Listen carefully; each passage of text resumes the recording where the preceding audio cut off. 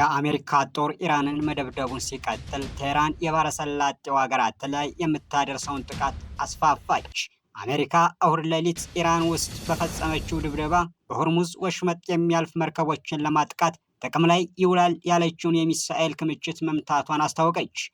ለዚህም እርምጃ ምላሽ የሰጠው የኢራን እስላማዊ አብዮታዊ ዘብ በበኩሉ ባህሬን፣ ኩዌት እና ዮርዳኖስ ውስጥ የሚገኙ የአሜሪካ የጦር ሰፈሮች ላይ በፈጸማቸው የአጸፋ ጥቃቶችን በርካታ ኢላማዎችን ማውደሙን ገልጿል።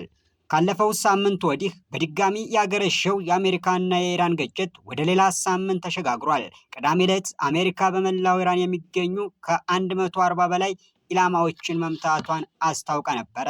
እንደ አሜሪካ ገለጻ ይህ ጥቃት የተፈጸመው የኢራን ኃይሎች በሆርሙዝ ወሽመጥ ይጓዙ የነበሩ መርከቦችን በማጥቃታቸው ነው። መርከቦች በትክክለኛው የጉዞ መስመር ላይ እንዳልነበሩ የገለጸችው ኢራን በአንጻሩ ከእሁድ ዕለት አንስቶ በድጋሚ እስኪገለጽ ድረስ የሆርሙዝ ወሽመጥ መዘጋቱ አስታውቃለች።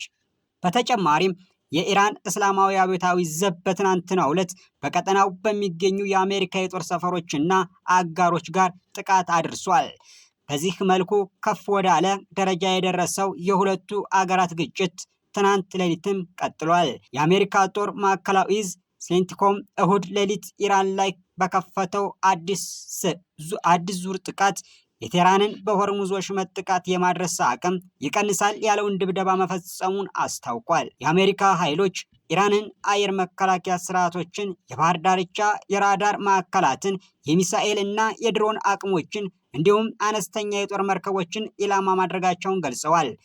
በዚህ ወታደራዊ ዘመቻ ላይ የአሜሪካ ተዋጊ ጀቶች፣ የባህር ኃይል መርከቦች እንዲሁም ለዚህ ዘመቻ ለመጀመሪያ ጊዜ የባህር ኃይል አጥፍቶ ጠፊ ድሮኖች ጥቅም ላይ መዋላቸው ዘርዝሯል። ማዕከላዊ ዕዙ ባወጣው መግለጫ ሆርሙዝ ወሽመጥ ለዓለም አቀፍ ንግድ ወሳኝ የባህር መተላለፊያ ነው፣ ኢራን አትቆጣጠርም ብሏል።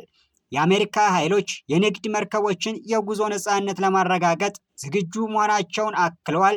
በተመሳሳይ መግለጫ ያወጣው ኢራን አብዮታዊ ዘብ በበኩሉ የአሜሪካ ጦር ይዞታዎችን ይዘዋል በተባሉ በቀጠናው አገራት ላይ ጥቃት ማድረሱን አስታውቋል።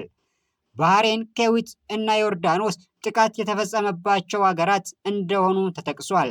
አንዴ የተጀመረው ጥቃት አሜሪካ እና ኢራን ተፈራርመውት የነበረውን የጊዜያዊ የተኩስ አቁም ስምምነት አደጋ ውስጥ ጥሎታል።